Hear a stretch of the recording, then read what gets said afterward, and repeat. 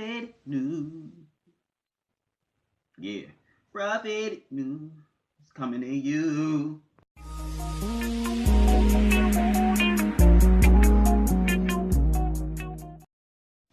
What it is, what it was, and what it be like. I'm your host with the most, Daniel the Prophet. What's going on, warriors, warriors, and warriettes? We're about to break this down with the first goddamn segment with Stan Van Gundy. Now, he speaks on racial injustice and racial inequality in this country. Check it out. You know, criminal justice system. I mean, the sentences are different between whites and people of color for the same crimes.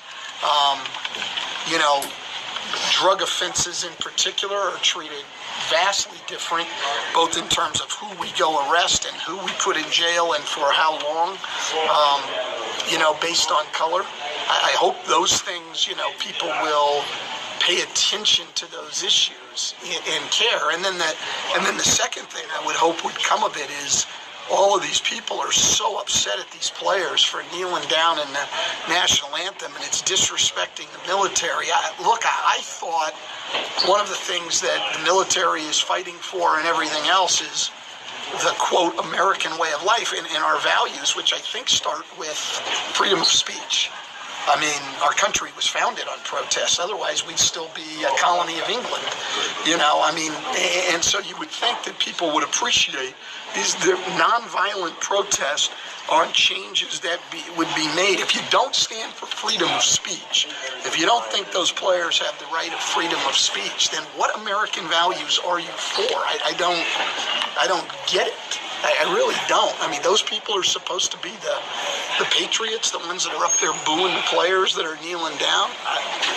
I don't know. I just have a different perspective on that. So, you know, I hope the people would respect their right to protest, and I hope they would give lend an ear to the problems and maybe even pay attention to them, and that not everyone in this country has had the same opportunity to live the so-called American dream, and that needs to change. I mean, and what? I mean, don't be fooled just because he's talking about racial injustice in this country. Then he's not benefiting from it, and he ain't practicing it behind closed doors. I mean, he's a white coach, and he got a gang of black players playing for him, an establishment called the NBA, ran by a bunch of white people, just like the NFL. So it ain't no different.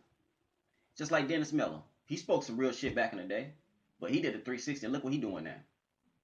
Geraldo, he spoke some real shit back in the day. We all felt him back in the day. He did a 360. Look what he talking about now.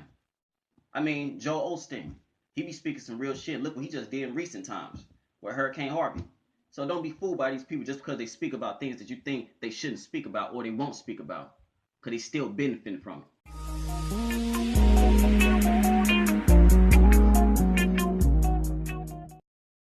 All right, now this story right here is coming out of Tampa, Florida. Now, it's a serial killer that went around. He killed 3 people at the beginning of this month. Check it out. All right, we want to get right to a Fox News alert. Police and the FBI on a frantic manhunt for a potential serial killer in a Tampa neighborhood. In the past 12 days, 3 victims were shot and killed, all within 1 mile of each other, and all of them alone. And investigators believe these murders are linked. And here with the latest, interim chief of the Tampa Police Department, Brian Duggan. Brian, thank you very much for being here this morning. Big task on your hands. Any closer today to having leads of who might be doing these horrific things? Well, we are following up with everything that we get. Every phone call. We're out there in this neighborhood talking to everyone out there, and you know things are moving, just not as quickly as we want. We're relying on the public. This is a good neighborhood. The people are cooperating. This is not a neighborhood that's used to this type of crime. And right. So it's, you know, we're moving forward, but it's going painfully slow. And these victims are completely random. I just want to give our audience a sense of what's going on here. 3 victims have been shot over the course of 12 days, as I said, totally random, within 1 mile of each other. Give us a sense of what you know about him and what has happened over the past 12 days and how people in that area should be prepared to not find themselves in a situation like that. Well, what we have is Benjamin Mitchell, Monica Hoffa, and now 20-year-old Anthony Naiboa. They were murdered. We have 3 murders within 10 days. They were all alone. They're actually within a half a mile of each other, and that's why we're linking them together. We don't know if this is one individual. We don't know their color. We don't know the race, their ethnicity, their sex. There's so many unknowns, and that's why we're hesitant to label it with anything. What we're asking is for the neighborhood to not be out there alone, but we're also encouraging them to come outside with their porch lights on. We've even gone around and given people porch lights if they didn't have them. You know, when you have these type of incidents, I think the natural instinct is to hunker down and not go outside, and we're actually encouraging people to come out because all three individuals were alone, and that's the true link, is that they were close, the proximity, the time frame, and the fact that they were all alone. With the randomness of all of this, are you concerned with something like, you know, a while back there was the D.C. sniper who was just randomly killing people, you know, days at a time, like one here, 3 days later, and nobody was connected? Something like this, there's no connection between these three individuals, so you think somebody's just literally picking targets at whim? Well, that's what we have to, you know, that's what we think is going on. Well, that is what's going on. And that's what the frustration level is. There's nothing linking these three individuals. They come from good families. They have good backgrounds. They were just alone. You know, 20-year-old Anthony Iboa, the latest victim, is, you know, he's the oldest of 5 children. He was mildly autistic. He took the wrong bus and ended up in this neighborhood, which is not a bad neighborhood, but now we have this going on there. And you know, I feel for the families. I went to and met with the family of Monica Hoffa, our second victim. They had services for her yesterday. And that's what I want people to think about, is the families. These are numbers. I'm saying 3 people within 10 days, but there's names and faces attached to those numbers. Families. Yeah. Am I iller than a natural born killer? That's what this motherfucker is. Now, he had 3 victims. 2 was brothers, 1 was a woman. Unknown race. I don't know her race. But they was all done in the same area, 1 mile apart. In one brother case, he got off at the wrong bus stop and dude offed him.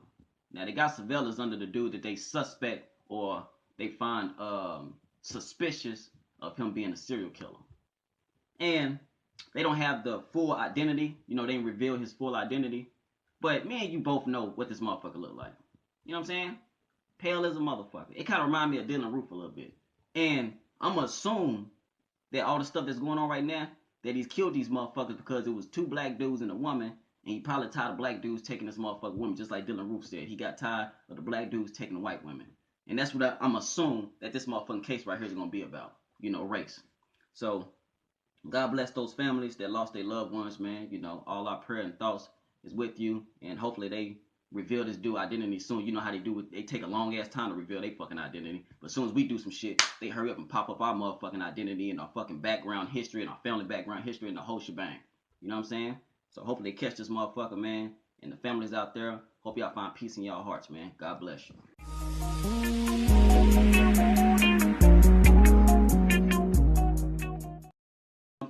The freaks come out. The freaks come out at night. You fucking freak. Harvey Weinstein's cousin, film director, James Toback. Now, he was accused of sexual assaulting 38 women. You gotta check it out. Tonight, dozens of sexual harassment claims are surfacing against writer and director James Toback, best known for films like The Pickup Artist and Bugsy. The LA Times reporting more than 30 women have come forward, portraying a man who for decades used his position to harass women, those who aspired to be in his films or simply those he met on the street. NBC News spoke to 3 women who say Toback sexually harassed them in New York years ago. He came over to me when I was sitting in a chair, and he started rubbing his groin against me. I basically called him out. I'm like, what do you think, that I'm stupid? I was born yesterday? Like, this is so casting couch. He also rubbed up against my knee and said that he needed to stare into my eyes. When contacted by the LA Times, Toback denied all of the allegations. None of the women alleging harassment contacted police at the time. But now, from Hollywood to Washington, more women are speaking out against sexual harassment, sharing personal experiences with the hashtag #MeToo. On Meet the Press this morning, 4 Democratic senators shared their stories of harassment. He's chasing me around the desk, trying to get his hands on me. Pretty much put his finger in my face, and he said, men will always beat their wives, and you can't stop them. He said, well, did you bring your knee pads? We need to put a stop to this. The demands for change getting louder as each woman speaks out. I mean, this don't make no sense, man. Harvey Weinstein just did this shit 2 weeks ago.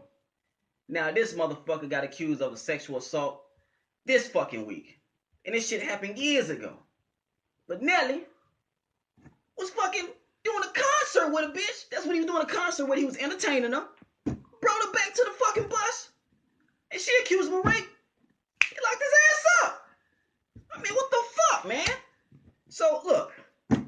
Hey, man.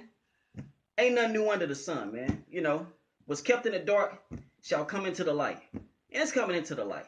I mean, fuck these perverts, man. I just gotta end it like that, man. Fuck these perverts. And then I ain't gonna lie to you.